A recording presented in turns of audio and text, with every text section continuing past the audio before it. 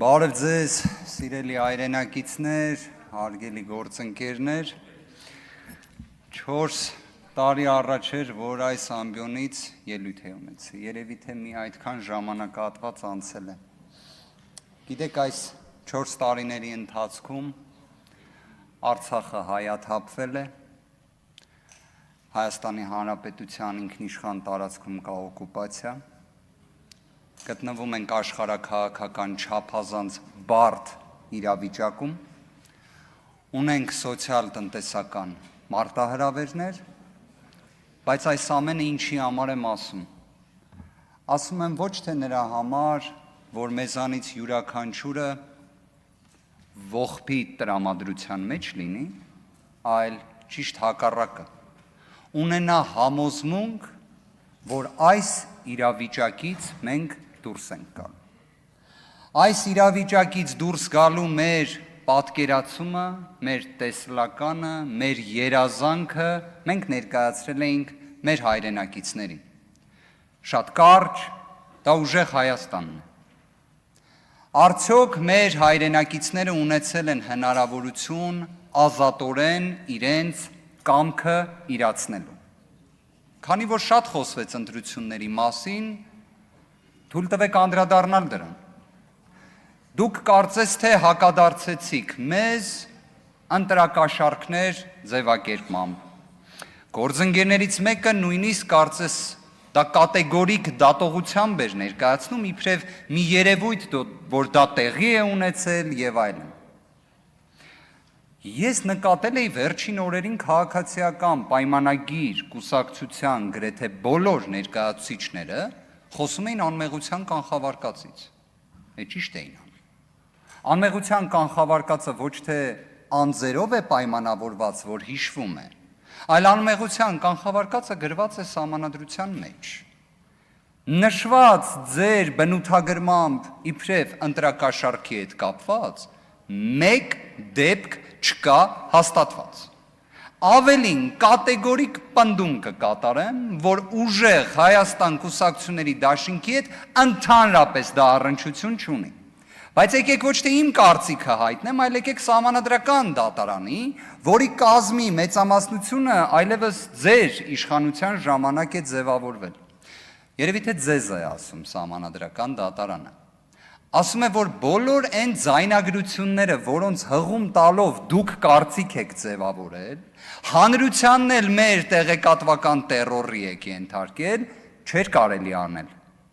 Դուք պատկերացնում եք, դուք ամբողջ նախընտրական քարոզարշավը խոսում էիք այդ ձայնագրություններից։ Հակակոռուպցիոն կոմիտեն ամեն օր խոսում էր այդ ձայնագրություններով, սահմանադրական դատարանն ասում է, որ դա չէր կարելի անել ընդհանրապես, որ դա ազատ քաղաքական մրցակցության խաթարում է։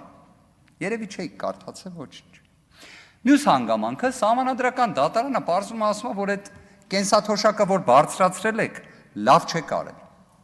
Դա պետք է կանոնակարգվի, ասում է, որ դա նման է սոցիալական կաշառքի, որ պետք է օրենսդիրը դրա վերաբերյալ լուծումներ տա։ Դե երևի դրանից էլ տեղյակ չեք։ Մյուս հանգամանքը սահմանադրական դատարանը ասում է, որ դուք վարչական ռեսուրս եք չարաշահել, ատելության խոսք եք տարածել։ Ուղղակի այս ամբողջը արձանագրելով, Բարգավաճ Հայաստան կուսակցության այդ տեղի ունեցածը ձայնագողության տեսանկյունից արձանագրելով վերջում ասում է, որ այդ ամեն ինչը ազդեցություն չի ունեցել ընտրության վերջնական արդյունքների վրա։ Դե դա էլ հիշենք, որովհետև սահմանադրական դատարանի կազմը, ոնց հիշում ենք, ձևավորվել է այլևս ձեր իշխանության պաշտոնավարման ժամանակ։ Իդեպ ակնկալել անկախության այդքան բարձր աստիճան, կարծում եմ կլինի միամտություն, բայց մի բան էլ ասեմ, դուք շատ խոսում եք եվրոպական արժեքների մասին։ Կարող եք օրինակ եվրոպական մեկ երկրի օրինակ բերել, որտեղ կենտրոնական ընտրական հանձնաժողովի նախագահը նախքան մեղմ ասած պատասխանատու ընտրությունների օրը, այսինքն մի հատ ժամանակագրային ինչ-որ հատված վերցնենք, ներկայացնողը լինի կոնկրետ քաղաքական ուժի էլ առաջնորդի օգնականը լինի։ Իդեպ ես հիշում եմ 8-րդ գումարման ազգային ժողովում ես պատգամավոր եմ եղել, Վահագն Հովակիմյանն էլ էր պատգամավոր։ Եթե չեմ սխալվում, այստեղ էր նստում։ Բայց հետո գնաց կենտրոնական ընտրական հանձնաժողովում նստեց, սկսեց հաշվարկ անել, ոնց որ պատկերը բոլորս տեսանք, թե այդ հաշվարկը ինչ էր։ Մյուս հանգամանքը, կարծես Ռուբեն Ռուբինյանը նշեց, որ հայ հասարակության կողմից կատարած ընտրության հետ պետք է հաշտվել։ Իսկ հետաքրքիր է քաղաքացիական պայմանագիրը հաշտվել է այդ ընտրության հետ։ Եկեք վերցնենք ընդունել եզրույթ, այսինքն դուք ընդունել եք։ Գործընկերը կարծես վկայակոչեց տոկոսային հարաբերակցությունը քաղաքացիական պայմանագիր կուսակցության ստացած ձայների։ Իդեպ ես իրավաբան եմ մասնագիտությամբ, ընդունված է ասել, որ իրավաբանները թվերը եւ այլն այդքան է չեն սիրում։ Նենց որ մաթեմատիկական կատեգորիկ պնդումներ չեմ անի, բայց եկեք միասին մի հատ ռեբուս լուծենք։ 49-ն մեծ է 50-ից։ Եթե այո, եկեք հաշտվենք, թե ընդունենք։ Հիմա ուզում եմ հասկանամ, ոնց որ եթե 50%-ից ավելին հայ հասարակության չի ընտրել ձեզ, դուք իշխանություն եք ձևավորել ձայների փոշիացման միջոցով, ավելին հունիսի 7-ի գիշերը, երբ ձեր առաջնորդը հայտարարեց, որ դուք հաղթել եք ընտրություններում, տոկոսը չէր կարում ասեր։ Բնական է, որ տոկոսը չէր կարա ասեր, կամ կարար եւ ասեր, եթե մի քիչ ավել էլ սպասեր պարոն Վահագն Հովակիմյանին։ Տեսեք, գործընկերներ, ձայների փոշիացման համակարգը դա ընտրական օրենսգրքով է նախատեսված եւ իդեպ ստեղ դուք էլ մի հատ կոնֆլիկտի մեջ եք մտնում։ Եթե դուք շարունակում եք հանրապետականի բոլոր գործողությունները քննադատել, հաշվի առեք այդ ձայների փոշիացման համակարգը, որով հիմա իշխանություն եք ձևավորել, հանրապետականի ժամանակ ընդունված ընտրական օրենսգիրքն է։ Էս էլ մյուս ռեբուսն է ձեր համար։ Հիմա եթե նայում ենք ինչ է արել հայ մարդը 2026 թվականի հունիսի 7-ին։ Մի կողմից չի տվել ձեզ սահմանադրական